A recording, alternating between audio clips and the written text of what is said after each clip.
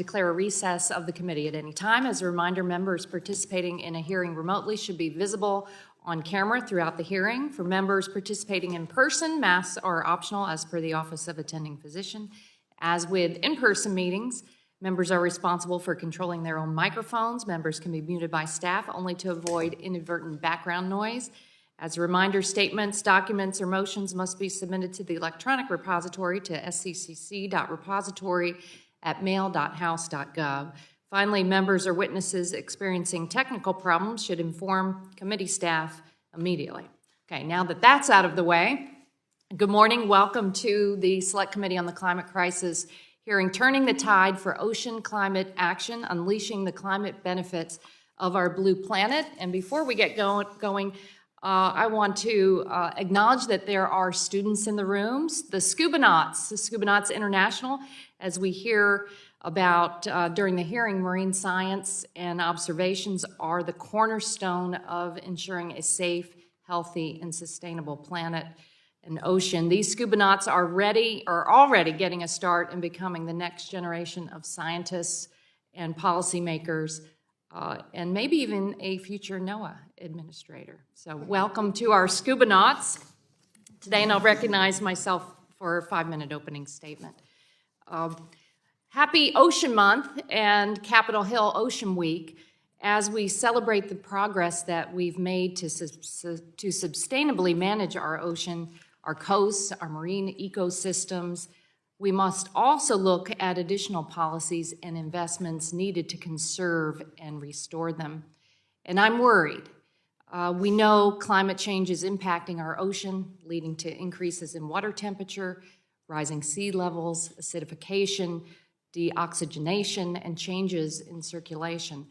And the climate crisis is an ocean crisis, which means the oceans must be part of our national climate strategy, and we must invest in ocean-based climate solutions. The ocean plays a critical role in our global climate. It helps regulate temperatures, it absorbs excess heat, it supports countless ecosystems.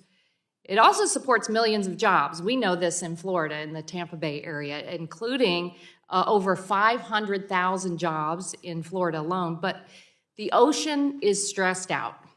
It has absorbed between 20 and 30% of all human-caused carbon pollution since the 1980s. And it has absorbed more than 90% of excess heat since 1970.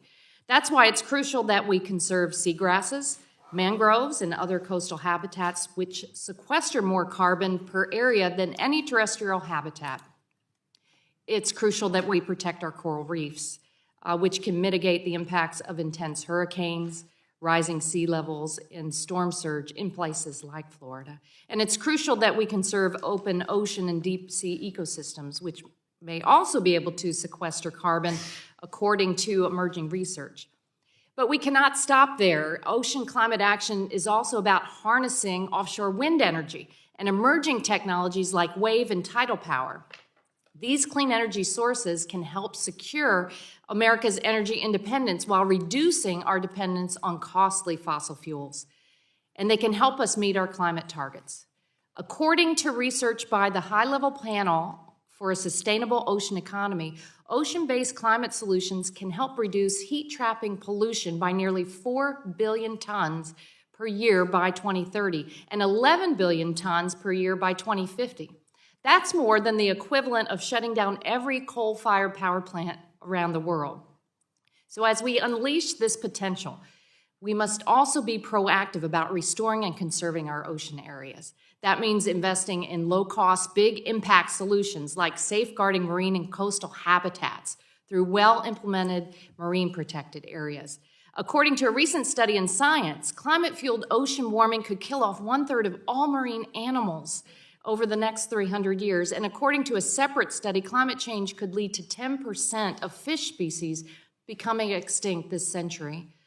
These serious losses would harm coastal economies, and we're already seeing some of these impacts in Florida. Just last year, a record number of manatees died, many from starvation. as man-made pollution killed off much of the seagrass that manatees feed on. And in Tampa Bay, red tide killed more than 600 tons of marine life and fish last summer, leaving a rotten smell that took over parts of our coast. But the good news is that we can mitigate these harms. And when it comes to ocean climate action, the Biden-Harris administration has hit the ground running. President Biden made the ocean a central part of his early executive order on climate, increasing American coordination with international partners and pledging to protect at least 30% of our waters by 2030. He also tasked the Ocean Policy Committee with drafting a national ocean climate action plan, and he's committed to produce 30 gigawatts of offshore wind energy by 2030.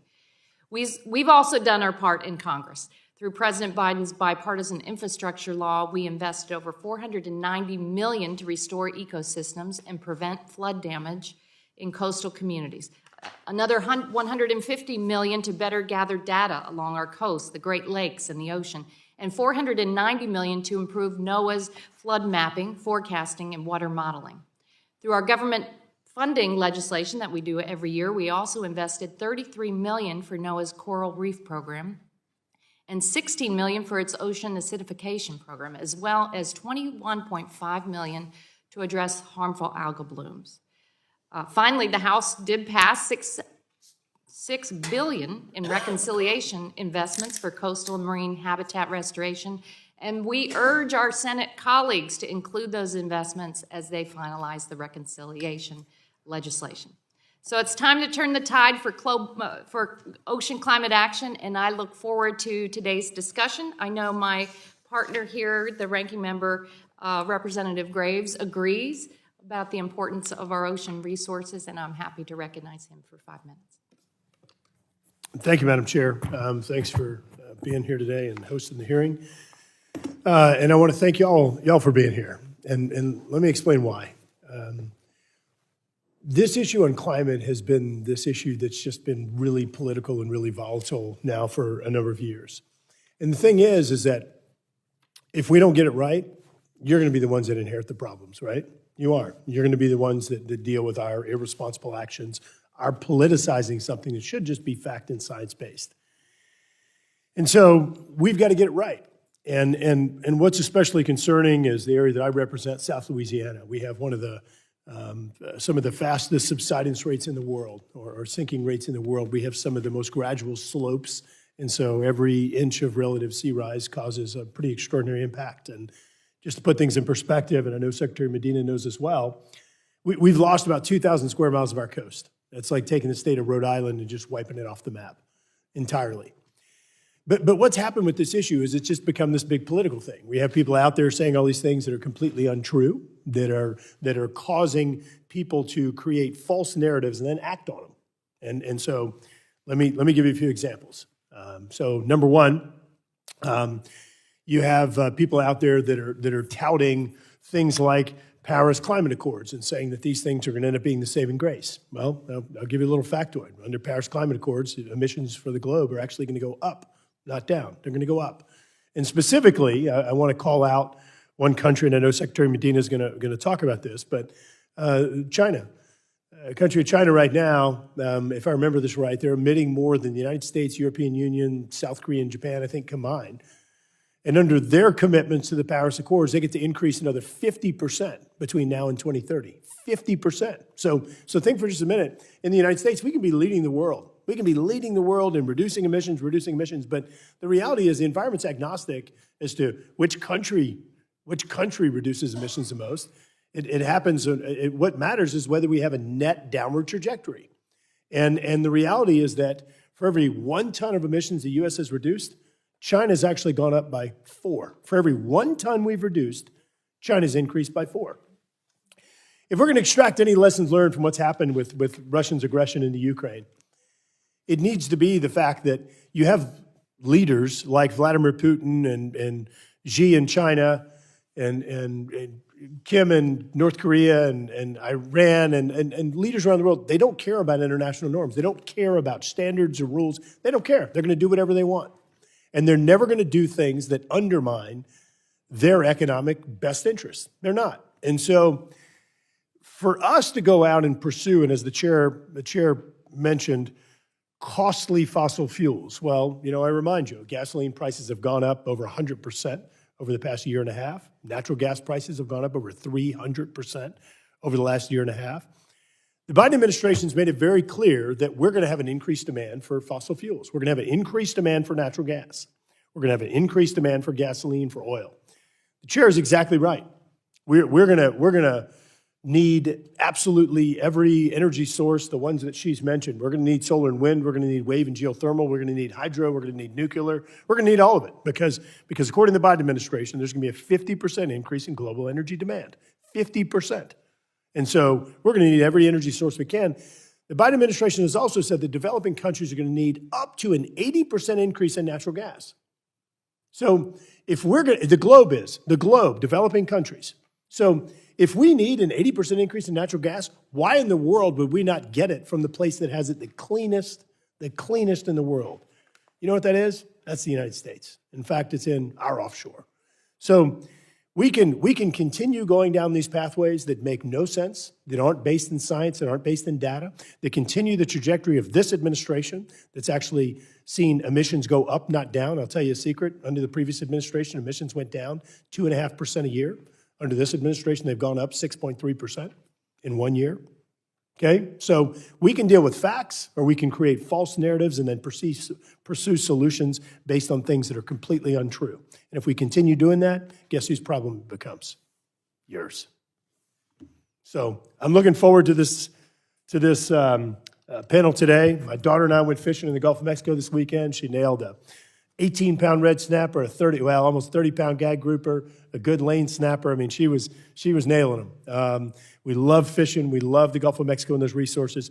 We must protect them, but we've got to make sure that we're using rational science. And I want to thank this committee's first government witnesses from ever coming since our existence. We appreciate you being here. Okay, now I want to welcome our witnesses. Today we will hear from two Biden administration officials on the importance of ocean-based solutions in addressing the climate crisis. And they are not the first government witnesses to appear here, just to make sure the record's clear on that. Dr. Richard Spinrad is the Undersecretary of Commerce for Oceans and Atmosphere and NOAA Administrator. Dr. Spinrad is responsible for the strategic direction and oversight of NOAA, including its mission to understand and predict changes in climate, weather, ocean, and coast, as well as helping conserve and manage coastal and marine ecosystems and resources. He previously served as NOAA's chief scientist under President Obama and led NOAA's Office of Oceanic and Atmospheric Research and the National Ocean Service. Welcome. And Ms. Monica Medina is the Assistant Secretary of State for Oceans and International Environment and Scientific Affairs. Assistant Secretary Medina and her team provide leadership to conserve and protect the global environment and ocean. Prior to this role, Assistant Secretary Medina was an adjunct professor at Georgetown University's School of Foreign Service, a former Principal Deputy Undersecretary of Commerce for Oceans and Atmosphere, and General Counsel of NOAA, and a Special Assistant to the Secretary of Defense. Welcome. We are so excited to have you both here, and without objection, the witnesses' opening statements will be made part of the record. With that, Dr. Spinrad, you are recognized for 5 minutes to provide your testimony. Thank you, Chair Castor, Ranking Member Graves, members of the Select Committee. Really appreciate the opportunity to testify on NOAA's work to turn the tide for ocean climate action, and I'm pleased to join you during National Ocean Month and Capitol Hill Ocean Week, a time when we all join together to focus on the importance of our oceans and Great Lakes and the communities that rely on them, something that we at NOAA do every day. I'm also excited to be teaming up again with my former NOAA colleague, Assistant Secretary of State Monica Medina, on these critical issues. Now, more than ever, it's crucial that we're united in confronting these challenges on both the domestic and the global fronts. The oceans play a fundamental role in supporting life on our planet, affecting everything from the air we breathe and the food we eat to weather and climate patterns. Our well-being is intrinsically linked to the health of the oceans. NOAA's mission to support healthy oceans requires observations, research, modeling, prediction, and science-based stewardship of ocean resources.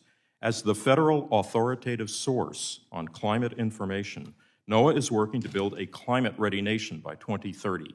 This means a nation that loses fewer lives and incurs less damage when extreme weather strikes. Using NOAA's data, products, and services, our nation will improve its collective understanding of climate change, both to mitigate its impacts and help ensure we are resilient in the face of the climate threats we cannot avoid. With our stakeholders, other federal agencies, the private sector, philanthropy, academia, and the international community, we are focusing on actions on addressing the climate risks of extreme heat, drought, fire, flooding, sea level rise, and other extreme events, all serious realities that you and your constituents experience every day. NOAA is here to help. Through the Department of Commerce's Climate Action Plan, the Departmental Order on Addressing the Climate Crisis, and NOAA's own Climate Council, we're working diligently to address these concerns and integrate them into planning and policies to instill meaningful change. But we're not just providing data to scientists and industry. To truly prepare our nation to be climate ready, we know that it's critical to engage early, often, and meaningfully with the rural, tribal, marginalized, and historically underserved and vulnerable communities that need the most help to build resilience against climate change. To expand our reach, NOAA is forging partnerships with entities like the American Medical Association, the American Bar Association, the National Association of Realtors. We're engaging through our climate and equity roundtables, as well as our private sector climate listening sessions, to make sure we are meeting the needs and the co-developing smart, sustainable principles for the public-private partnerships necessary to deliver climate services. We're working in all of the United States, including with Native communities, to provide them with the products and services that they need.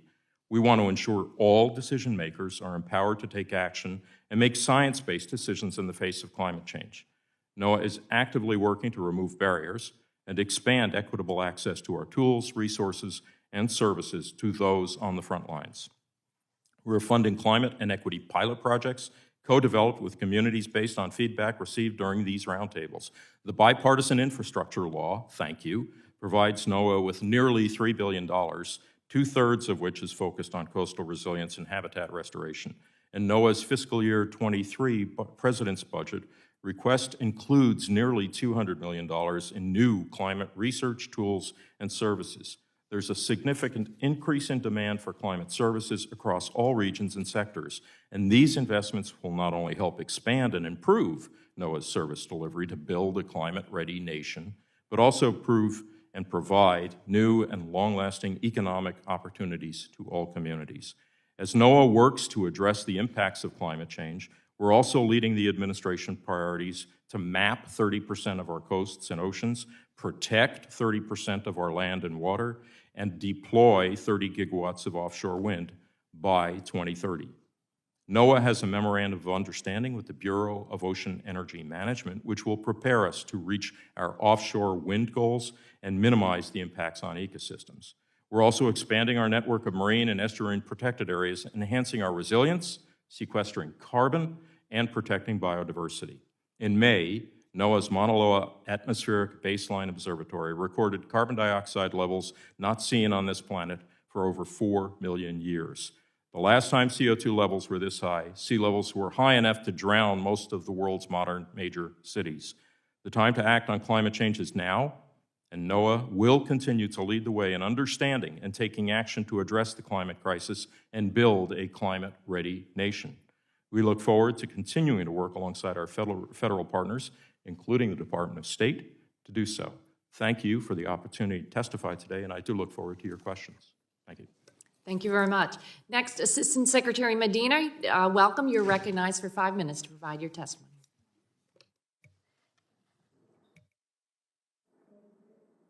Get this right. Thank you. Thank you, Chairwoman Castor, Ranking Member Graves, and members of the committee. Thank you for the opportunity to testify on this important issue of protecting the ocean and on its significance in the climate crisis. Thank you especially for the timing of this hearing. Yesterday was World Ocean Day, a day that is celebrated around the world. And here in the U.S., it's Capitol Hill Ocean Week. It's a perfect time to have this conversation.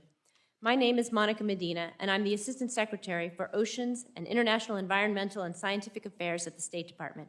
Our Bureau leads U.S. efforts to conserve and protect the global environment, including the ocean, for the prosperity, peace, health, and security of this and future generations, like the ones who are sitting over there. I, too, am worried about the ocean and the climate impacts on it. The statistics you shared are daunting and deserve our attention in government, even as we deal with all the other crises in front of us. The ocean bears the brunt of climate change, with tremendous implications for the U.S.'s economic interests and global security. Communities are already being strained by the effects of climate change on our ocean, including food shortages, severe storms, coastal inundation, growing dead zones, and escalating conflicts around shifting or dwindling ocean resources. Climate change is happening today and exacerbating every other challenge we face. Leaders I have talked to around the world want to work with the U.S. to address climate challenges. These are existential threats, and though they seem localized, the ripple effects are felt worldwide, from food shortages to mass migrations. And these countries are being aggressively wooed by our competitors. But our competitors do not offer these countries the sustainable solutions they need. By contrast, the United States is deploying our expertise from across the government to build the capacity of our international partners to deal with the climate challenges they face. And I want to thank Congress for the funding that you've provided for the work that we're doing. We must work with our allies to build more secure, climate-resilient world. We are the partner of choice for the impacted nations, and the more we help them, the stronger we will be as a nation. In my testimony today, I'd like to highlight 3 ways in which the United States is working globally to combat the ocean climate crisis and the implications of that work for our security. First, we can help other countries see what's coming. The United States is a global leader in climate forecasting and observing, as Dr. Spinrad has so well explained. We support capacity building efforts around the world to help other countries improve their ocean observing systems and to support scientists in the collection of globally shared data that's critical for our weather forecasts and models. This vast data collection effort, undertaken largely through the work of my colleague at Noaa, has informed the development of climate and ocean models that are helping to better predict and prepare for how we deal with a changing climate and how that impacts communities both here at home and around the globe. Second, we can help those countries prepare based on that information. The United States has enormous technical capacity and expertise to apply those forecasts to assist other countries. Sharing this expertise can strengthen our alliances and help build a better world. Supporting international partners as they adapt and build resilience will be critical for promoting security and stability at home and abroad. The President's Emergency Plan for Adaptation and Resilience, or PREPARE, seeks to help more than 500 million people in developing countries adapt to and manage the impacts of severe storms, droughts, and sea level rise. We are also working to protect the health and productivity of marine ecosystems by taking action to promote maritime security and stop illegal fishing. And we plan to increase our collaboration with our Atlantic and Pacific neighbors to solve common challenges and seize opportunities to develop sustainable blue economies. The third we can do is help with the solutions that prevent the climate crisis's worst impacts from happening. The United States is taking an active role in galvanizing these ocean-based climate solutions. These include protecting and restoring coastal ecosystems, expanding offshore and renewable energy, and decarbonizing the shipping sector, to name a few.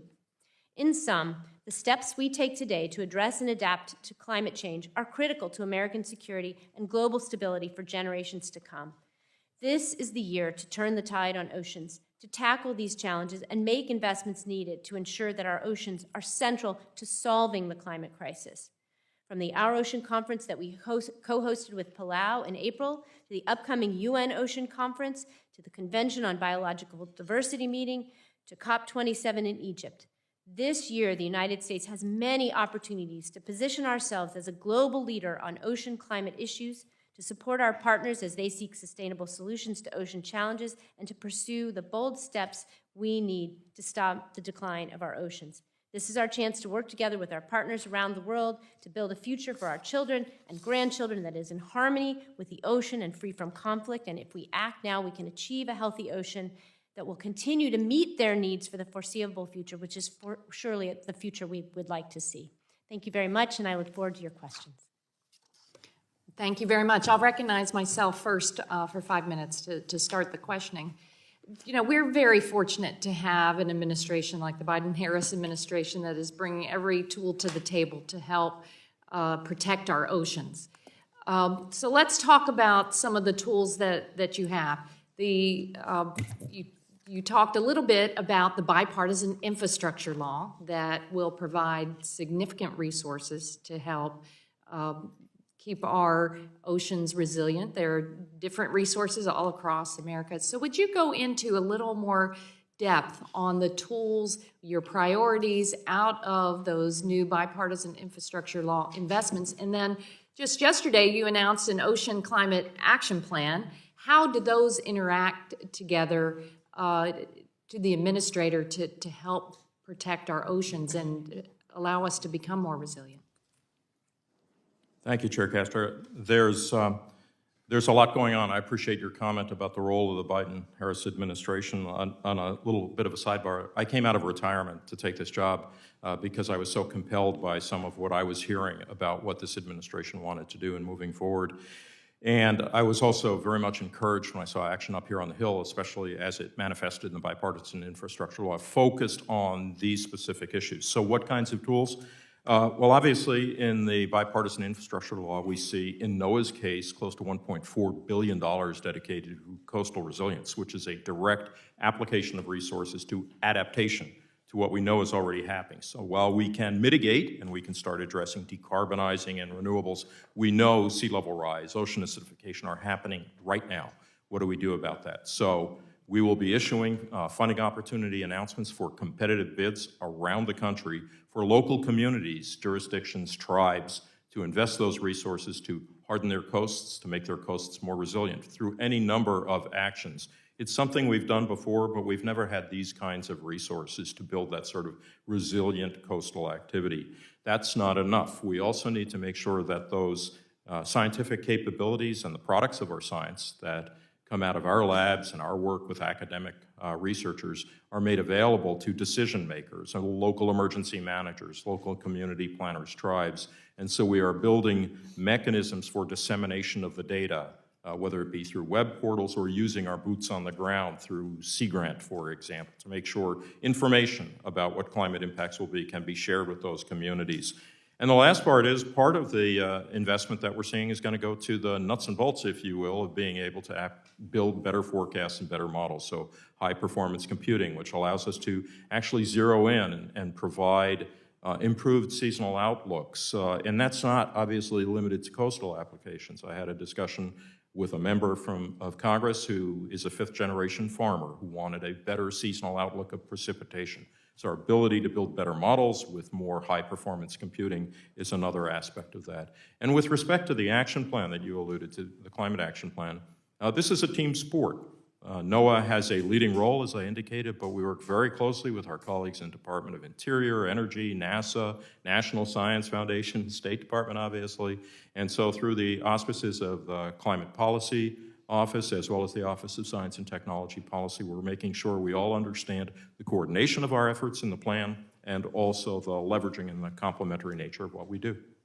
That's terrific. The resilience and adaptation, we have to do it. We've waited too long to decarbonize. But I'm so worried about the oceans. And my local economy in the Tampa Bay area and the state of Florida is directly tied to clean water. But with the highest concentrations of carbon pollution in the atmosphere, the stresses on marine life, the impact to corals, we have got to move to clean energy. I mean, it is more plain than ever. We cannot throw up our hands and say, oh, it's too hard, or other countries aren't doing their job. We are the world leader. So can you talk about, maybe, Assistant Secretary, what we are doing to help rally the global community to reduce carbon pollution so we don't have to focus totally on pouring billions and billions and billions of dollars into resilience and adaptation, that we're really moving to the clean energy economy over time? Of course, Chairwoman, the administration's policy on this is set by Special Presidential Envoy Kerry, the global policy, and I work very closely with his office. We share a lot of staff members who actually work for both of us. They're working very hard on clean energy and on dealing with the major emitting countries and helping them to see the need to make this kind of transition that Ranking Member Graves talked about, the need for those countries to turn their energy systems around and to be more innovative, to rely more and more and more and more on renewable energy. But in my work, I focus tremendously on nature-based solutions, and that's where the ocean comes in, and where I think we can work much more closely with scientists and other nations to find those ocean solutions, whether it's wind energy, and we know the value of wind energy is only going up here in the US. We've seen how those wind energy leases are really taking off, and we know that there's tremendous potential. We could basically, you know. I think we're going to talk more about it. I'm over time with my questions. So thank you. To be continued. Ranking Member Graves, you're recognized for 5 minutes. Oh, Mr. Gonzalez, good morning. You're recognized for 5 minutes. Good morning. Thank you, Chairwoman Castor and Ranking Member Graves, for holding this hearing today, and to our witnesses for joining us and sharing your testimonies. Secretary Medina, I'm going to start with you. While marine litter and climate change have commonly been treated as two separate issues, there's a growing recognition of their interconnectedness. As I'm sure you know, when plastics end up in the ocean and start breaking down, they release greenhouse gases as well as affect the ability of organisms to grow, reproduce, and capture carbon. Latest set of data from the World Bank indicates that 8 million tons of plastic are leaked into the ocean each year, which is the equivalent of dumping the contents of a garbage truck in the ocean roughly every minute. It seems obvious to all of us here that we need to take steps to incorporate more circular economy principles and take action to reduce waste we've currently built up in the ocean. That being said, what efforts can lawmakers take to accelerate innovation in the recycling space and reduce plastic leaks into the ocean? Thank you so much for this question. It's one, I spend an awful lot of my time on. Plastic pollution is one of my priorities, not only because it ends up in the ocean, which is a terrible problem. In my data, I have a different fact, and it's even more alarming. 14 million tons ends up in the ocean. We could quibble. It's way too much. More than a million. More, yes. Yeah. Way too much. We're drowning in plastic. We know we need to do something differently, which is why I'm so pleased to say that the United States is playing a leading role in creating the new global agreement we need. And industry is actually right with us, along with the environmental community, to try to change the way the world deals with plastic pollution. This agreement that we've just decided to launch the negotiation of hopefully will be concluded in the next 2 years. And we will, under this agreement, allow nations to create ambitious action plans of their own. No one-size-fits-all solutions. An island nation might need something different than a big country, big land-based country like ourselves. But if we work hard together to spur innovation from industry, to drive that change, I'm convinced that we can find the solutions that we need to actually stem this terrible scourge of plastic pollution, and we have to do it now. We could always use more resources to do that, to try and help spur that innovation, to help smaller countries that don't have the capacity to do that work. But I think industry will have to play a huge role, and we're counting on them to do it, and I think they're ready to step up and help us. Switching gears a bit, recent years there's been a resurgence in interest in offshore wind. But despite the low carbon and economic benefits that offshore wind can bring, there are real concerns on long-term turbine performance, specifically the high operating costs and reduced economic lifetimes. As Europe's experience with offshore wind has demonstrated, large turbine technologies suffer from reliability and maintenance issues, causing the amount of electricity generated to decline by almost half over 10 years. Unsurprisingly, the revenues and profitability of these facilities diminishes rapidly, leading developers to abandon the projects before the term of their power purchase agreement. Moreover, offshore wind means more demand for rare earth elements, which historically come from China. With increased demand likely triggering higher production costs, it's difficult to imagine a world in which ratepayers are left unharmed. With the administration setting a goal of 30 gigawatts of offshore wind by 2030, can you provide some insight into how these concerns will be addressed and ratepayers will be protected? This one's to me. Yes. So, Congressman, I'm not the domestic energy expert. I'm at the State Department, and energy isn't squarely in my remit, but I take the point that we need to continue to improve technologies, and wind is a big part of the solution, and we need offshore wind. We also need solar. We need all the renewable energies we can muster, and that's what will help ratepayers. Well, let me ask you from an international perspective then. So put your international hat on. How do we protect ratepayers globally if we're going to move into an offshore wind world with these cost concerns? I think we continue to improve the technology so that we can have renewable energy for ourselves, and we don't have to worry about price spikes and perturbations caused by other countries.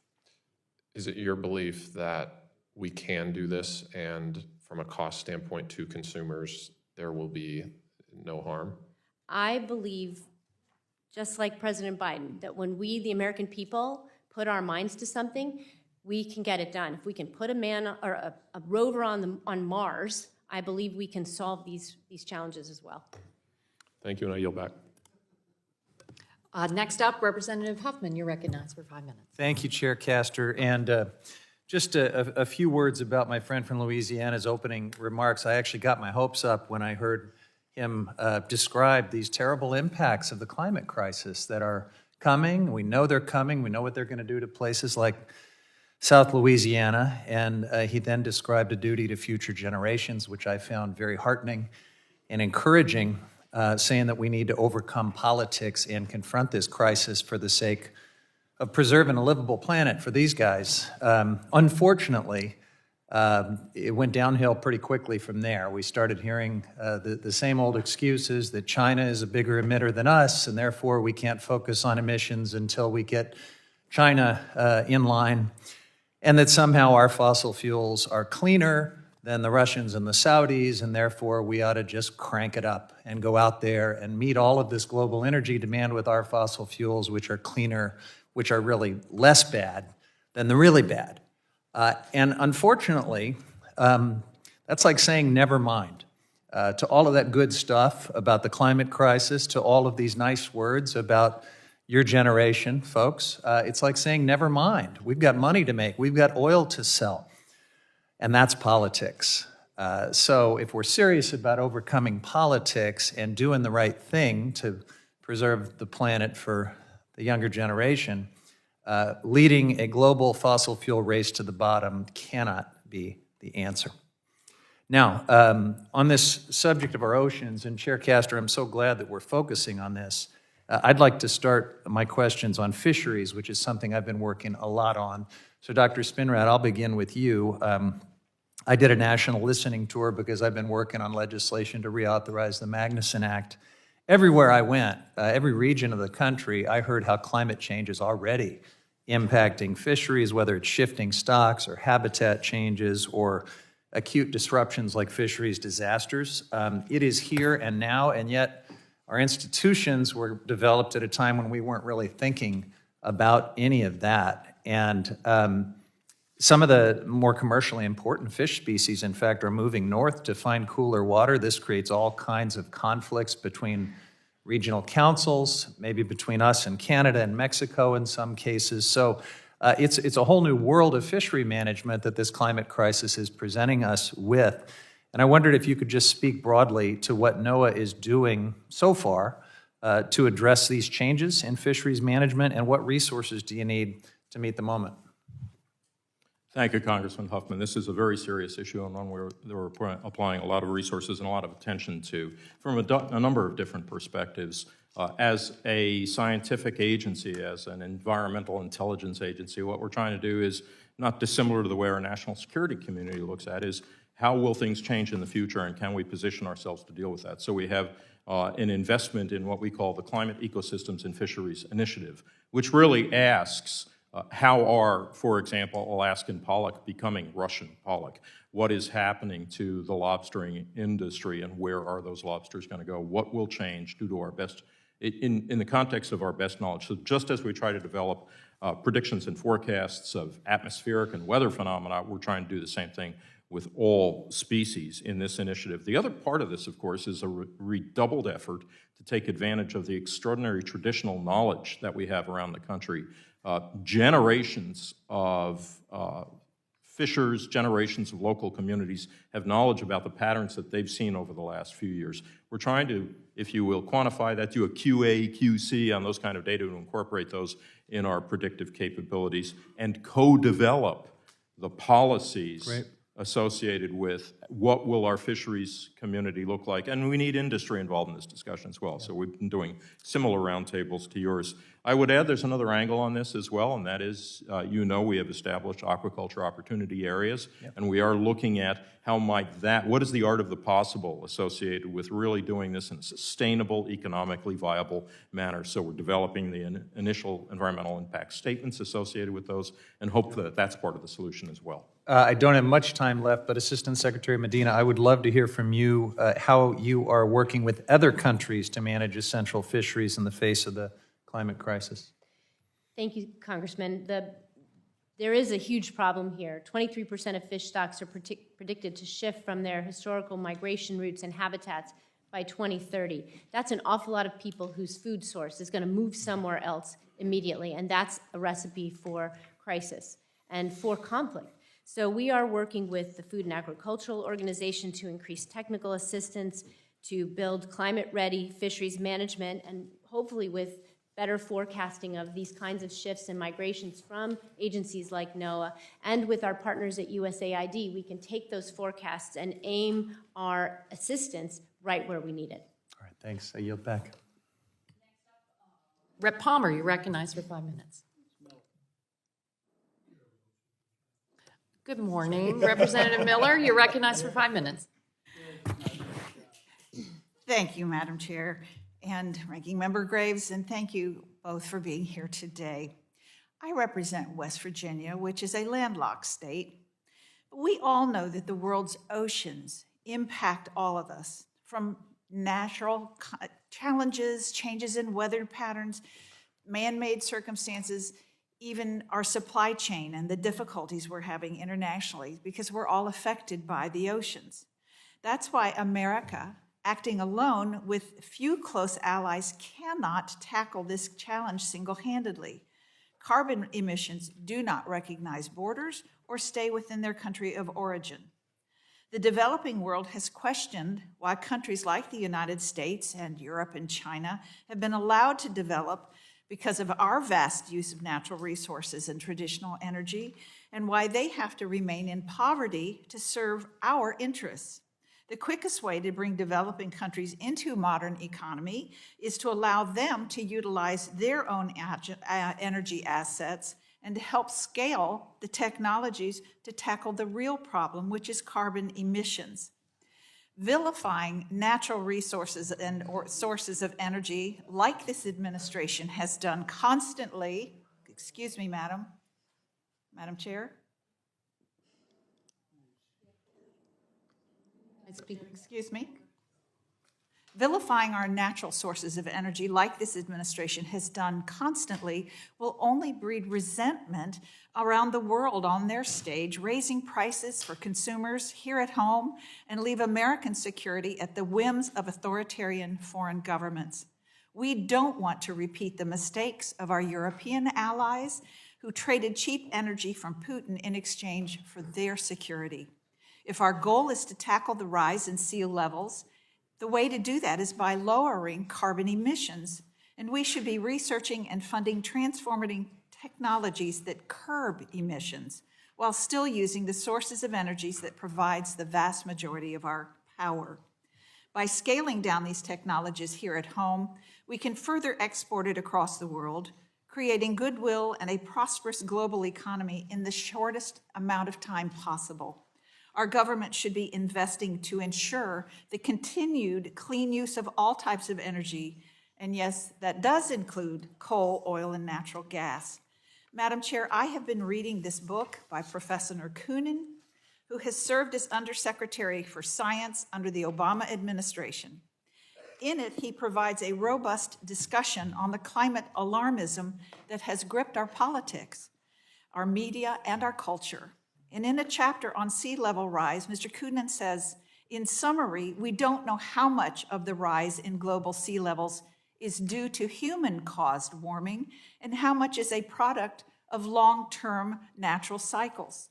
So it's time to stop the alarmism and name-calling and bickering and come together to find a real solution. Ms. Medina, as your testimony notes, the challenge of sea level rise and the challenges of adaptation in the developing world are something that we are all concerned about. Given that the U.S. is among the most environmentally efficient producers in the world, how important is it that we look to efficient producers to power the globe, which will then lead to greater energy security, lower global emissions, and greater environmental outcomes? Thank you, Congresswoman, for that question. I think there's a lot in what you've said that we agree with. America cannot tackle this problem alone. We must lower carbon emissions, and we have to rapidly scale innovative technology. And what I think developing countries, particularly small island developing countries, need is the energy supply that will work for them. And so we go and we listen to countries and we ask them what they want and what they need, and importing expensive oil and gas may not be the right solution for them. And so we look at programs that will meet their needs, that will address their demands for energy, but also their desire to be part of the climate solution. What I hear over and over again from those countries is, let us help be part of the climate solution. Invest in ocean conservation in our big ocean areas, and let us help the rest of the world make up for the damage that it's causing. Thank you. In your testimony, you also mentioned the role of our country is to serve as a partner to other nations. Could you expand on that and what you believe the administration sees as its role on partnering with other countries to ensure stable and consistent energy supply through all of the above strategy, especially given the energy crisis the whole world is facing today? And Congresswoman, thank you for that question. What I said in an earlier answer is that I'm not the energy expert. There is another bureau within the State Department that governs energy policy. But what I can tell you about what we're doing to work cooperatively is rebuilding partnerships and allies with alliances with countries all over the world. And I'll just give one quick example. Yesterday at the Summit of the Americas, we signed an MOU with the governments of Costa Rica, Panama, Ecuador, and Colombia to help them conserve some of the most precious ocean spaces on the planet, the Galapagos Islands. What could be more important? Our work is to help them become more able to conserve the resources that they have, and we're going to work together across the federal government with our federal interagency partners to bring that kind of American expertise to help other countries work together to solve their ocean issues. Thank you. Madam Chair, I yield back. Representative Caston, you're recognized for 5 minutes. Thank you, Madam Chair. Thanks to our speakers for coming here. And thanks to all the young folks who are here. I really appreciate you coming out here. And I hope you will continue to be active in this space. A number of years ago, 2 years ago, when the United States pulled out of the Paris Climate Accord, there were about a dozen of us who went over to Madrid to basically let the world know that even though the United States government, which was the only country that had pulled out, that we were going to go and tell the world we're still in. And I remember one of our European colleagues pulled us aside and said, we just want you to know that really bad things happen when the United States doesn't lead. That carried a lot of weight, obviously, with the history of Europe, but I hope you will keep that in mind as you think about your own futures, because notwithstanding our ranking member's advice that we shouldn't act until China acts, it is important that the United States leads. Dr. Spinrad, I want to chat with you a little bit about ocean modeling and methane. I'm on the science committee. We just saw this report about how the oil and gas industry is not reporting all of the methane emissions that they're producing. I'm, of course, as we all are, I think, petrified about this 84x multiplier on global warming relative to CO2. The global methane pledge that came out of the Glasgow meetings was a key part to making sure that we actually do keep 1.5 alive, as they say. And we're focused a lot on the private sources of methane, but as I look at the geological history of the world, there's, as you know well, there's this Paleocene-Eocene border where there's some suggestion that maybe the warming of the upper surface of the ocean led to these huge burps of methane hydrates underneath. We have seen some releases. I believe the University of Alaska Fairbanks saw some significant releases in the East Siberian Sea, if I have that right. I'm wondering if you can share to what degree you believe we've got a good model of the oceans to understand as we're injecting this heat into the upper surface of the ocean, should we have concerns about intermixing, releasing some of those clathrates out? Do we need more research there? Help me understand how big a deal that is. Should we be concerned about it and what we can do to mitigate some of the effects, if any? Yeah, thank you, Congressman. I think that is a, excuse me, a critical issue, and I was delighted, quite honestly, in Glasgow that this was elevated to an issue of global concern. At Noaa, we look at it from a few perspectives. You've alluded to the modeling piece of it, but there is an equally important observational component. So talking about the Alaska release is just one piece. We have recently conducted through our ocean exploration program a number of studies off the east coast of the United States where we have seen more venting of methane than we had expected to see before. It's not right now an inherently modelable phenomenon. We first need to understand where are the sources. What are the sources, the natural sources of methane emitting in these undersea vents? So our ocean exploration program is a critical component of that. Once we have an understanding of the sorts of concentrations and the distribution of the vent sources, or the methane sources, then we can build that component as one of the greenhouse gas elements into the forecasts for changes in temperature, the results of having that methane in the atmosphere. You're absolutely right, a greater than 80% greenhouse gas impact. If you will, the silver lining, if there is one, is that it's a much, much more short-lived component in the greenhouse gas constituency. So we do have the models. We can take the information. Once we've got the data from the observational capabilities, we can get a much better handle on what the downstream implications are for global warming. Well, correct me if I'm wrong, but if we release all those clathrates, I think we are also short-lived. The last time you and I spoke, I think you just released this report saying that the sea level rise on the Gulf Coast was going to be 2 feet by 2050, with high degree of certainty, appropriate scientific qualifiers on that. And I sit on the Financial Services Committee, and a few weeks later we had Chairman Powell before us, and I shared your testimony with him, and I said, okay, so if I buy a home on the Gulf Coast of Louisiana today, that house is going to be underwater before the mortgage is paid off. And are we changing the way that Fannie and Freddie allocate risks accordingly? And his comment was no, but we probably should. I wonder if you could share to what degree you're working on an interagency basis to make sure that across all of our other agencies that are directly affected by what you're doing, and how can we help elevate that or make sure that we don't have to have any more of those conversations saying yes, but we should. Yeah, thank you, Congressman. That is a subject that is near and dear to my heart, and one which I've undertaken some very specific actions on.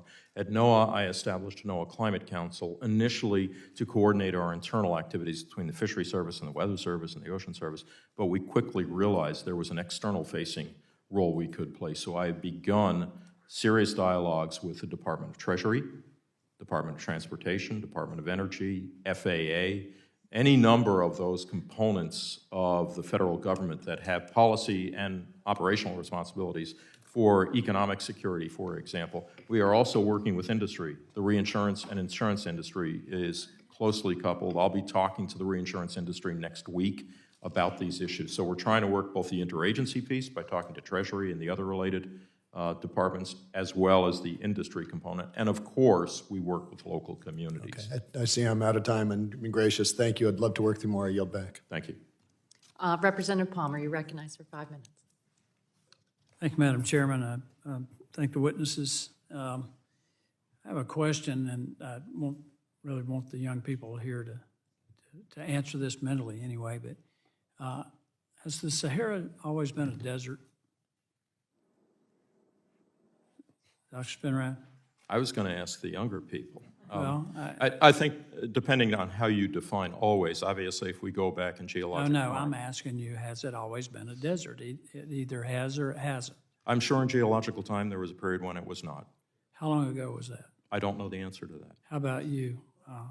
I'm not a scientist. I wouldn't hazard a guess. I You're wouldn't not know a at all. scientist? No. Most of the people asking questions here aren't either.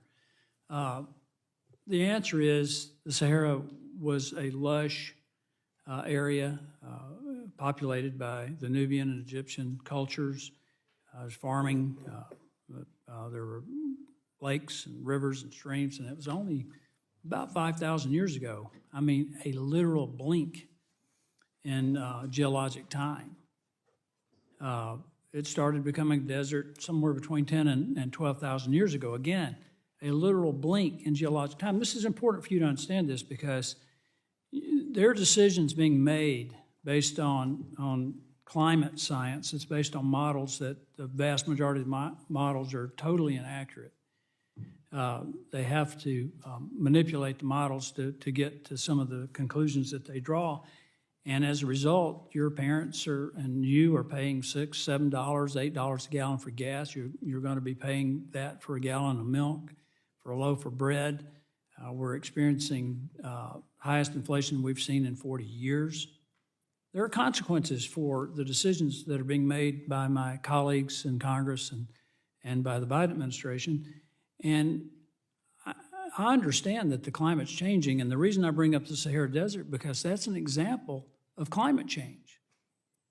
And I know you won't know the answer if I ask you what caused that, but most scientists believe it's because the Earth changed its tilt on its axis.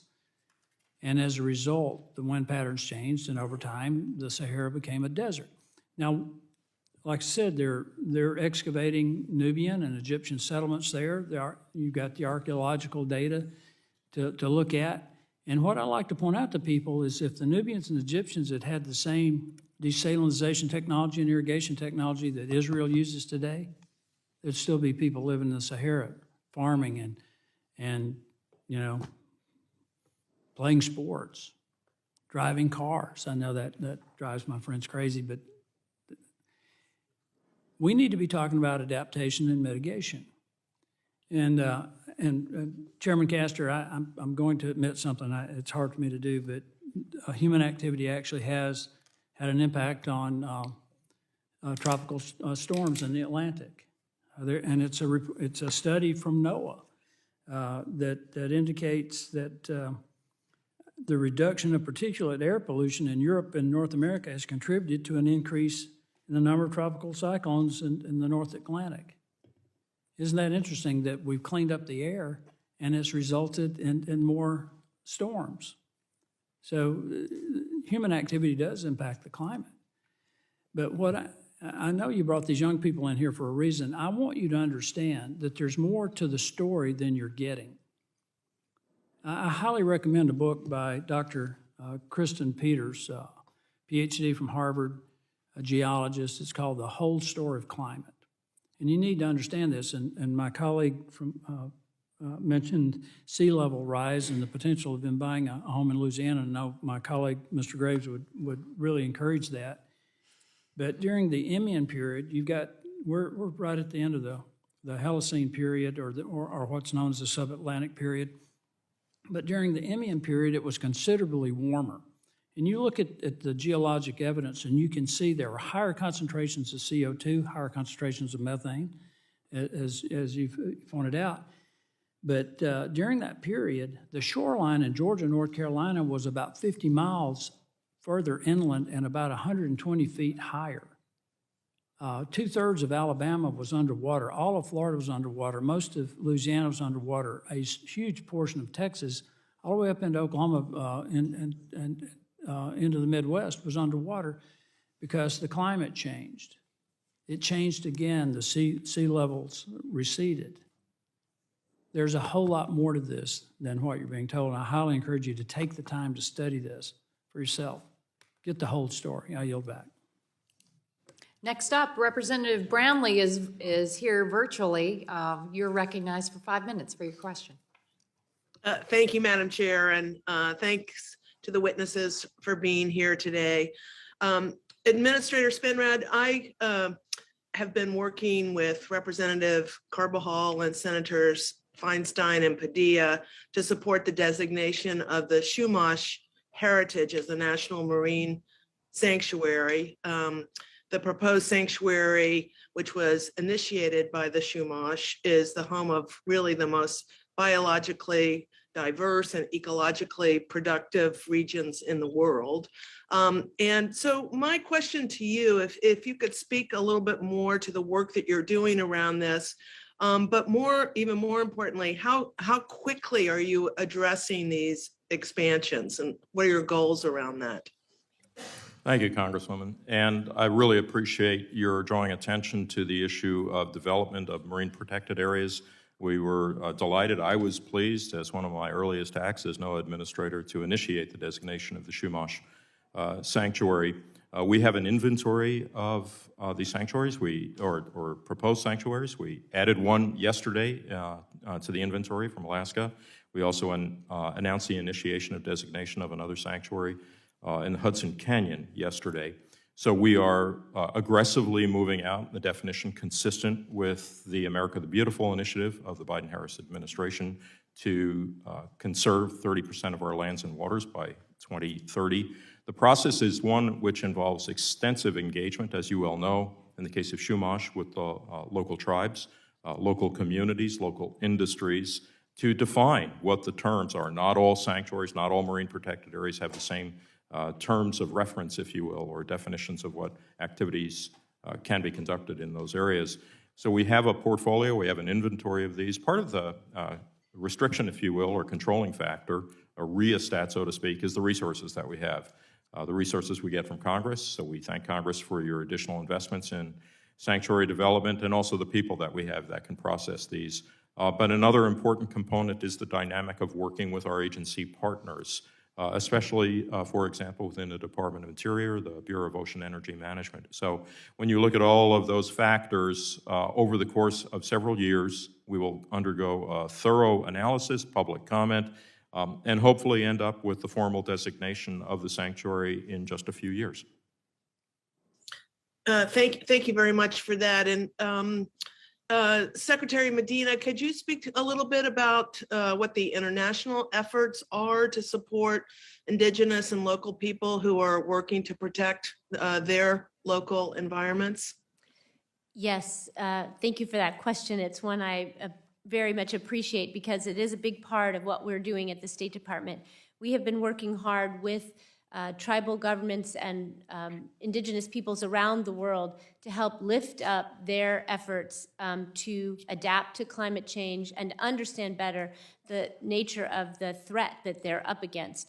We recognize that these people have often been ignored or have been marginalized in the conversation globally. And I'm very pleased actually to have with me here the lead negotiator for the agreement, the Global Climate Agreement on Indigenous peoples. And so we are working very hard to further their interests, both in our bilateral foreign policy efforts with USAID and also within the confines of the agreement itself.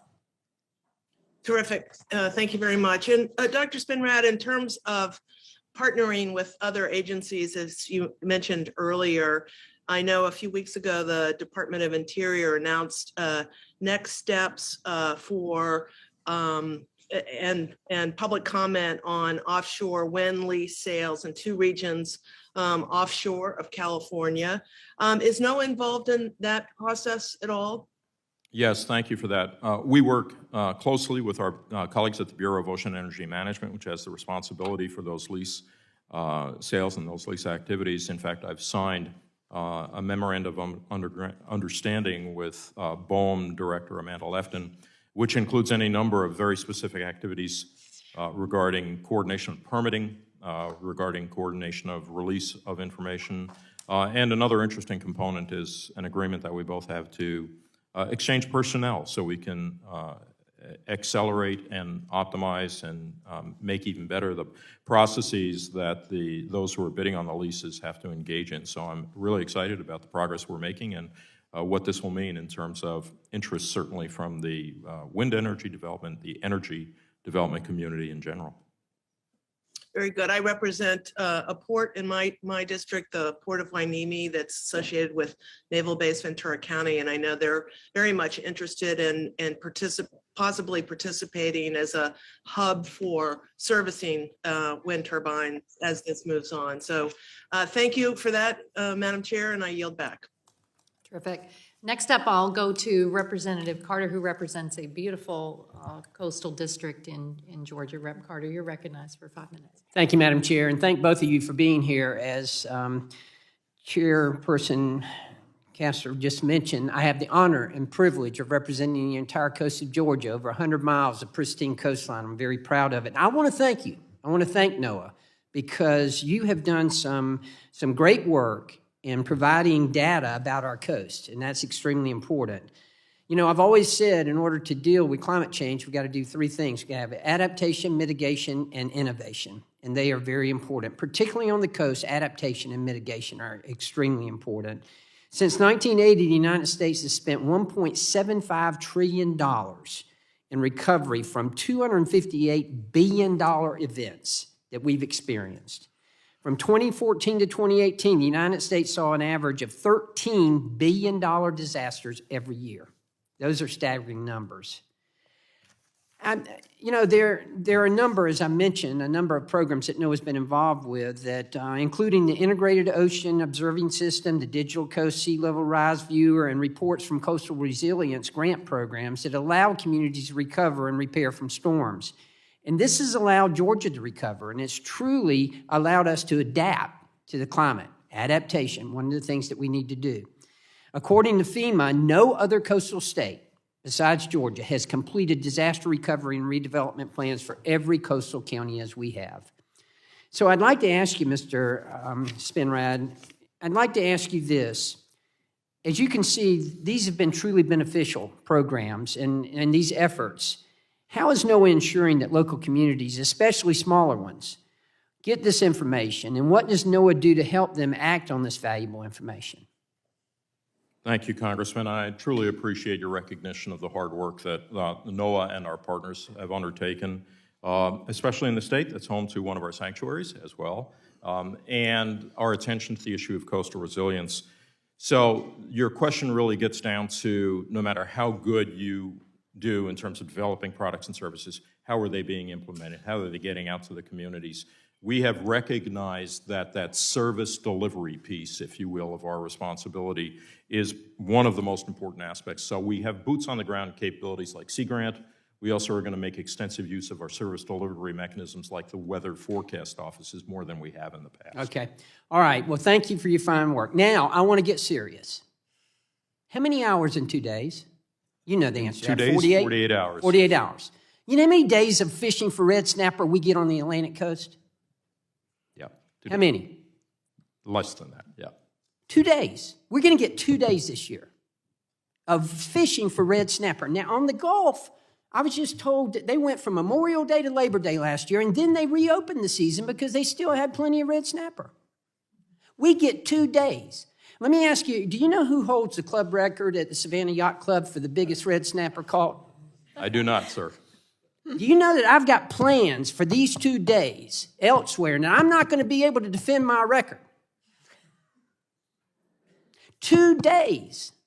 How can you justify 2 days for recreational fishing for red snapper?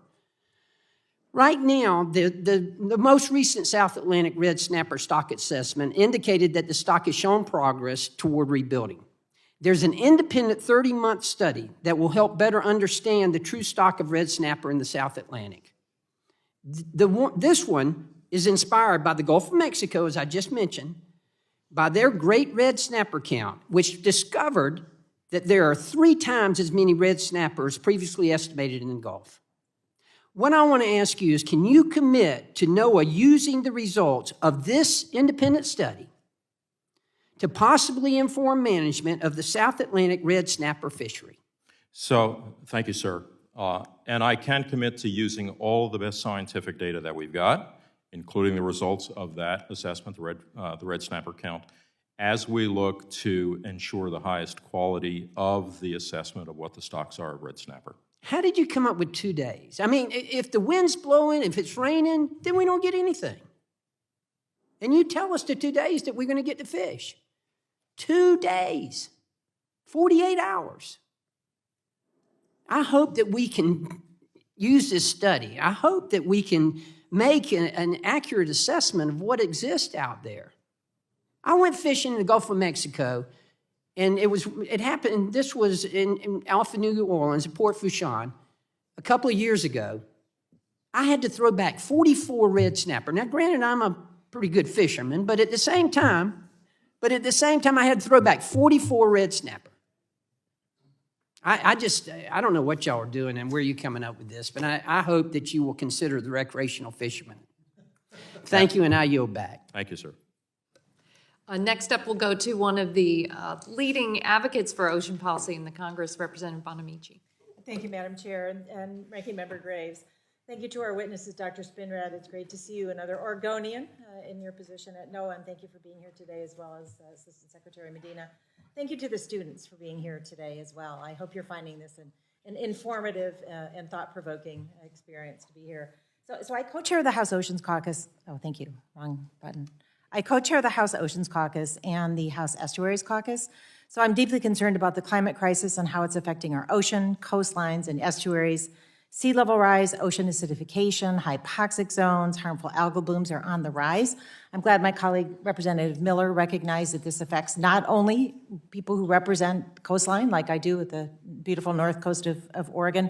Last year, I reintroduced my bipartisan Blue Carbon for Our Planet Act to enhance the research, protection, and restoration of blue carbon ecosystems, which has the potential to sequester carbon, but also to provide coastal resilience benefits. So Dr. Spinrad, in your testimony, you discussed how some countries are using blue carbon as a way of meeting their nationally determined contributions under the Paris Climate Accord.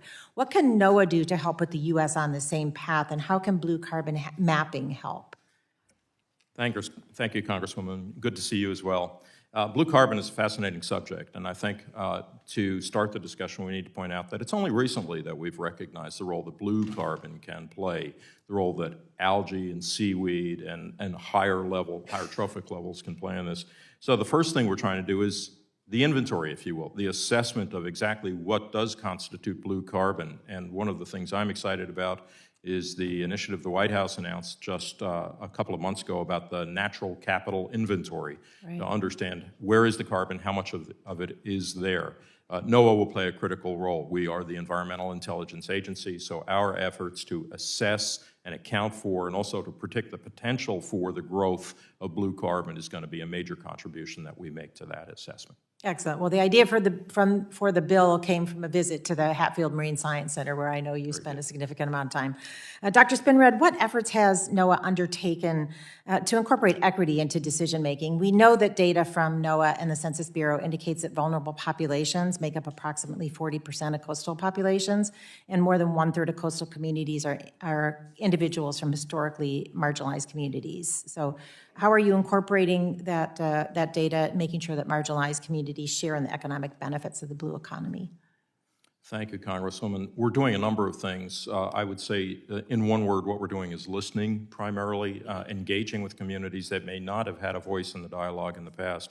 So we conducted a series of 8 climate and equity roundtables around the country focused on geography, but also focused on themes, flooding, drought, extreme heat, and heard what the concerns were. And I would point out that these were not, if you will, your usual roundtables. We involved faith-based communities, we involved underrepresented, underserved, vulnerable communities, and we are now taking the results of those roundtables and building pilots and engaging in delivering products and services, and also co-developing what the priorities will be for those particular projects. Internally at Noaa, I've brought on senior advisors in those roles, including an advisor for tribal engagement.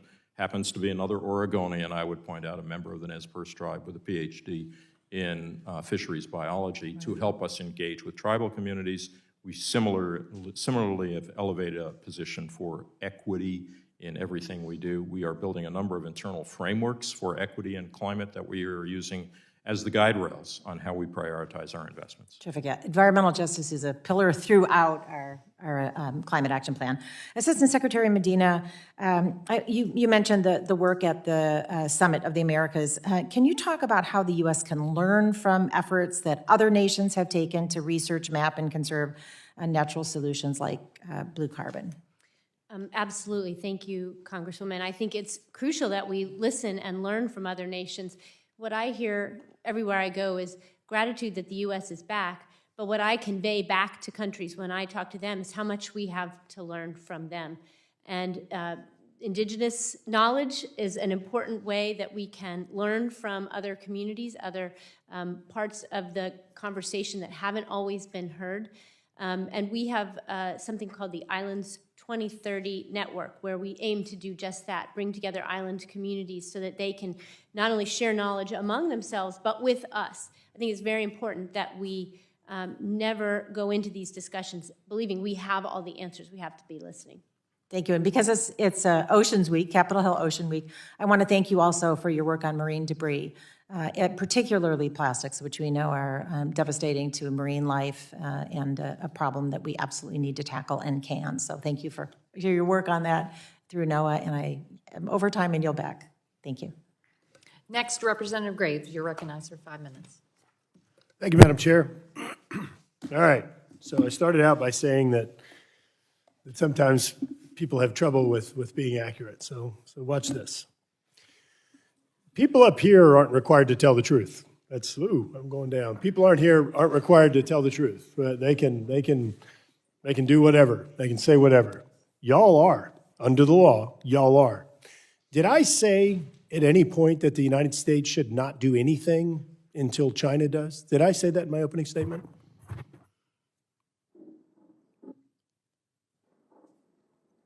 No, I didn't. You know that. Yet it was interpreted that that's what I said. Let's see. What was the other one? Are you familiar with emissions related to U.S. energy production? Specifically, National Energy Technology Lab's assessment that was done in 2019, I think it was October, that found or compared U.S. emissions from natural gas delivered to Europe and Asia. You familiar with that? Ring any bells? I'm familiar, but I couldn't cite the data. Are you aware of just some rough comparison of emissions associated with U.S. energy delivered to Europe or other countries compared to, for example, Russian energy delivered? Which one would have a lower emissions profile? So, National Energy Tech, see, this is what happens. People make crap up. They just make it up. Didn't say anything that they just said, and then they sit there and legislate on it. So I'm going to ask unanimous consent, Madam Chair, to submit for the record a report from the National Energy Technology Labs that has found that U.S. gas delivered to Europe as compared to Russian gas. Russian gas has a 41% higher emissions profile delivered to Europe. It has a 47% higher emissions profile delivered to Asia. So I also, Madam Chair, would like Madam Chair, I don't object to this study that shows that we have the prettiest horse at the glue factory. Without objection. Let's put it in the record. We got the prettiest horse at the glue factory. Thank you. Without objection. Madam Chair, I would like to submit and include in the record an analysis, the Energy Outlook by the Department of Energy under the Biden administration that projects the global demand in natural gas growing between now and 2050. Without objection. Thank you. So once again, people sit up here and they say things, they're just not true. And so then you wonder why we're in a situation where the right thing doesn't get done. You wonder why we're in a situation where people are out there proposing solutions in search of problems. You wonder why in the world our gasoline prices have more than doubled under this administration. Here's why. Because people make crap up and then they go and legislate on it. So I appreciate my friends, Mr. Huffman and Mr. Kasten, being here, and I appreciate y'all attempting to interpret my comments that are totally wrong. I also heard Mr. Kasten say that a home bought in South Louisiana would not survive a mortgage. I'd invite you to come down to South Louisiana. I would love to host you. Would the gentleman entertain a question? Not right now. I'd love to host you down there. Mr. Huffman, I appreciate you coming down. That statement is just completely ignorant. It's completely ignorant. Dr. Spinrad, I appreciate you being here. We sent you a letter together with about 70 members of Congress related to LOAs, related to seismic and offshore energy production. Noaa has acknowledged, or NIMS, National Marine Fisheries Service, has acknowledged that their modeling was incorrect. It was spitting out impacts that were not verified, justified, or accurate. It is holding up domestic energy production activities in the United States. that directly is contrary to the statements that President Biden has made about the number of 9,000 APDs that have been approved in the United States. Could you tell me your plan forward on ensuring that that is resolved so we can produce energy in the United States, which results in lower emissions than production in other countries? Yeah, thank you, sir. The short answer is that I'm working very closely with Director Levin over at Bureau of Ocean Energy Management to make sure that the interpretation of how incidental take, which is where the data, the area of the data confusion, is addressed, and we make sure that the interpretation of the incidental take data is applied appropriately in their activities from here forward. So can you give me a timeline? Can you give me a timeline? Not offhand. We can get back to you with the specifics. I would appreciate it if you could. Yes, sir. Secretary Medina, I'm going to ask you to fill in the blank. This is a quote by Fatih Birol, and I'm sure I butchered that, but the executive director of the IEA, the International Energy Administration. This is a comment that he made toward the end of the Trump administration. He said, quote, "In the last 10 years, the emissions reduction in the blank has been the largest in the history of energy." Do you know which country he was referring to? Congressman Graves, you've got me. I'm not going to try and guess. I'm not the energy expert within the State Department, so I don't want to. So I'll fill it in. In the last 10 years, the emissions reduction in the United States, has been the largest in the history of energy. United States emissions reduction has actually been lower than the next 7 emissions-reducing countries combined. So look, we can sit here and we can keep talking about how we're going to use pixie dust and all these things to power the nation's economy.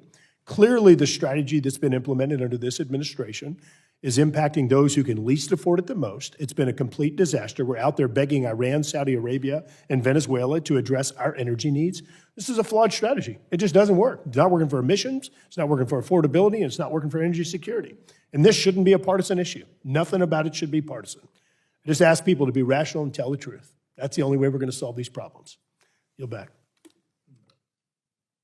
Next, we'll go to Representative Levin. Welcome. You're recognized for 5 minutes. Thank you, Chair Castor, and thanks to everybody for being here. You know, I'm also honored to represent a beautiful coastal district. California's 49th district has some of the world's leading climate scientists. And as the representative for that community, the very least that I can do is listen to them. And one of the measures that has been really instrumental in my understanding of the climate crisis for my whole adult life is the Keeling curve and the measure of CO2 in the Earth's atmosphere, which I look at. You can follow it on Twitter. That's done at the Scripps Institution of Oceanography right there in La Jolla. And just as of yesterday, 421 parts per million of CO2. That's a data point that is so indisputable. The question that we all have is what we're going to do about it. And I intend to work with whoever will work with me across the aisle to try to get anything done that we can to reduce our greenhouse gas footprint, whether it's from the cars we drive, the buildings we build, the type of electricity we're generating, the way we're growing food. We have to do it all, and we have to do it now. The science demands we act and that we take bold measures that are actually going to be up to the task. So with that in mind, my district is also home to beautiful estuaries. So I want to bring up a piece of bipartisan legislation.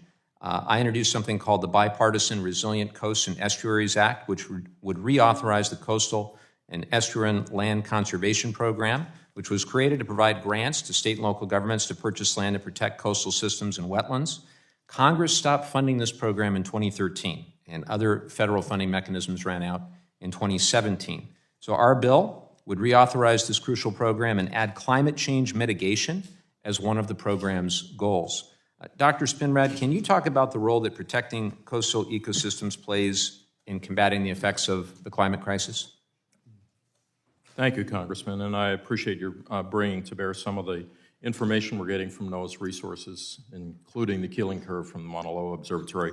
I would just simply add, in my office, I have vials from each of the observatories around the globe, including Barrow, Alaska, and the South Pole, and the trend is not limited to Mauna Loa.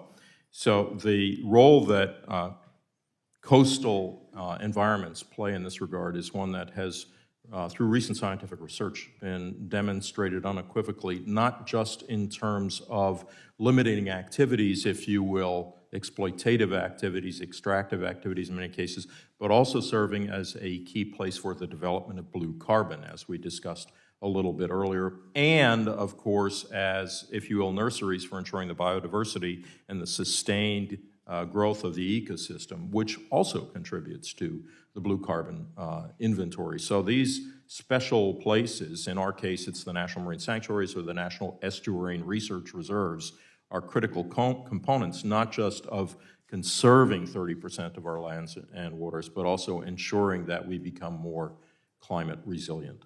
Thank you for that. So our bipartisan bill would also strengthen the National Estuarine Research Reserve System by requiring NOAA to establish 5 new reserves and expanding research guidelines to include long-term data monitoring and modeling on the impacts of climate change. How does the reserve system and the research done there help us measure the impacts of climate change on our nation's coastal communities? Thank you. One of the things, I used to run the NEARS program when I was the head of the National Ocean Service, and I was particularly excited with the R that's associated with research in the National Estuarine Research Reserve System, because protection of those environments is one thing, but using them as natural laboratories is really where we get the most bang for the buck. So there are a limited set of natural laboratories that we can use to assess impacts of climate change. The NEARS system is really one of the jewels in the crown for that capability. I want to turn for a moment to the blue economy. If done sustainably, aquaculture can create jobs in coastal communities and increase domestic seafood production. However, these industries are vulnerable to the effects of climate change as well. How is NOAA supporting new sustainable ocean-based industries to spur sustainable economic growth? And how are we ensuring that these opportunities, like aquaculture, are being deployed in a way that is resilient to the impacts of climate change in the future?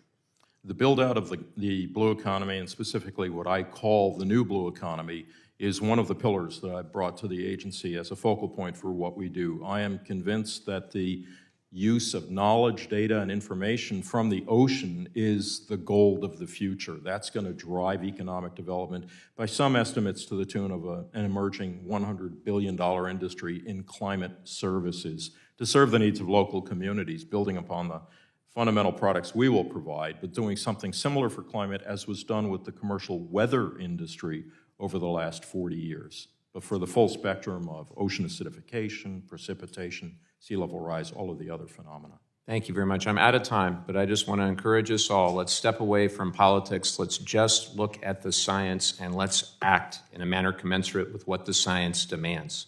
Thank you, and I'll yield back. Thank you. Next up, Rep. Crenshaw, you are recognized for 5 minutes. Thank you, Madam Chair. Thank you, Dr. Spinrad, for being here. Thank you, Assistant Secretary Medina. I want to talk about cleanliness in our oceans. None of us want trash in our oceans. None of us want plastic in our oceans. None of us want these things in our oceans either. And these were passed out for the committee hearing. It says more ocean, less plastic. Is this better in the ocean than this? Is there any compelling reason why that might be the case? Assuming you're addressing the question to me. Yeah. I would argue anything we're putting into the ocean that is manufactured is not good for the ocean. I agree. If I throw this away right now, is there a good chance it'll end up in the ocean? Yes. Really? American trash is what's ending up in the ocean? Globally. Really? Okay, so there's pretty good studies on this that would say that in the Pacific Ocean trash, and plastic specifically, the vast majority of it, over 90%, comes from Asia, African countries. Is that not true? I think the numbers do tend to show that sort of increase on the part of the Asian countries, but that doesn't mean that we're not contributing to part of that as well. How much do we contribute? I don't have the answer at the top of my head. It's like less than 1%, isn't it? I don't know. It is. I mean, because walk me through that. So if I throw this in the trash can right now, how does that end up in the ocean and not in the landfill nearby? I can't give you the whole chain of how it goes from your. But you said there's a good chance. You said that with some authority, that there's a good chance this ends up in the ocean. How is that true? I was a Navy SEAL in my prior career. I spent a lot of time in America's oceans. So how does this end up in the ocean so easily? Well, again, I can't give you the whole chain of events associated with how our trash gets in the ocean, but I can tell you that the data are there. You can look at what is in the ocean. The data is there. America is responsible for an incredibly small percent of any plastic in the ocean. doesn't mean that's okay either. Look, we all want to diminish any kind of plastic waste in the ocean. So maybe let's talk about advanced recycling. You know, in my district, actually, there's a company called Huntsman that does amazing advanced recycling if they're allowed to. There's also legislation in the Clean Futures Act that would practically prohibit any new recycling facilities that deal with plastics, any new production of plastic. You know, and I wonder, is that really a is that a good thing to do? To reduce the source of plastic that From our would end country. up in the ocean? Does it end up? No, we already covered whether it ends up in the ocean. No, but I'm trying to It really understand the doesn't. No, advanced recycling. Because you might do one thing, right? And maybe it has good intentions. You want to have less plastic production in the United States, but it also has the second, third order consequence of reducing or making it impossible to engage in advanced recycling techniques. You know, what is the state of recycling in our country right now, considering we don't really export it to China the way we used to? I can't answer that. I'm not an expert on recycling technology. Ms. Medina, maybe she looked like she wanted to answer. I can add just a little bit of light to this. The first thing is that we do still export a tremendous amount of our refuse, our waste. And it is true that only 5 or 6% of U.S. plastic is recycled today, and that's gone down in the last year. It's going in the wrong direction, which is why we're working so hard on a global agreement to combat plastic pollution everywhere, all over the world.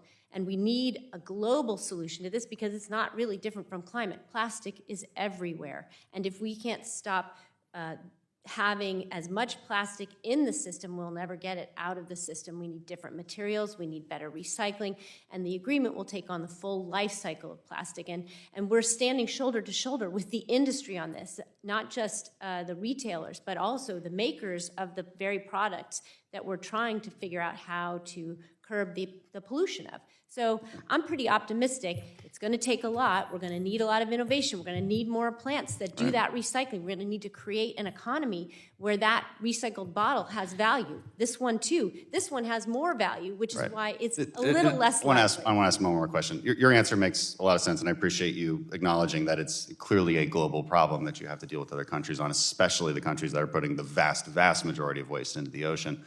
The next question was, it was mentioned earlier that you think sea levels will rise in the Gulf by 2 feet by 2050. The obvious next question is there anything we can actually do to stop that? Because that question indicates what the solutions might be. If we stopped all carbon emissions globally right now, would that change that rise in sea level? The answer to the last question is that if we went to net zero tomorrow, we would still have to deal with sea level rise, ocean acidification, all those factors. That's the flywheel effect, as we call it, and that we're seeing in climate change. It's going to happen. Right, it's going to happen, and it makes preparing for it and the infrastructure necessary to deal with it all the more important. And if I had more time, I could go on a long tirade about cost and benefit and how we should spend that money. But I don't, and I'm out of time. Thank you so much. Thank you, Madam Chair. Madam Chair, could I ask a very quick point of inquiry, because I'm genuinely curious, and if I understood the gentleman correctly, I think he was suggesting that this may be a form of plastic bottle. Do you want to ask? I'll let you ask. I wanted to ask if you could clarify. I believe this is aluminum, and I believe it is truly recyclable, unlike the so-called recyclable plastic, which we know is a joke. Could you just clarify what the heck this is so that we all have a common set of facts? In typical disingenuous form, I'll answer your disingenuous question. When I'm asking of course, I realize it's different, which is why I made the comparison. Okay, I think I misunderstood I'm just wondering, what I was asking was, is this, we pass these out, almost making the implication that these are better for the environment than this, but, and it says ocean on it, right? So there's an implication here that this is better for the ocean than this one, which is why I asked that question. Because clearly, any trash in the ocean is the opposite of what we want, right? Well, I look forward to the next hearing, maybe, when we can dive into this a little bit more. But I thank you so much for joining us on Capitol Hill Ocean Week, Dr. Spinrad and Secretary Medina. Thank you for your service to America. Thank you for all that you do to protect our ocean resources that are key to the economic vitality of communities across the country. So with that objection, I'd like to enter into the record an October 15, 2021 letter from 118 organizations and businesses supporting the development of the U.S. Ocean Climate Action Plan. Without objection, members will have 10 business days within which to submit additional written questions for the witnesses, and I ask you to please respond as quickly as you are able. And thank you to the Scuba Nauts for being in attendance. Today, the hearing is adjourned.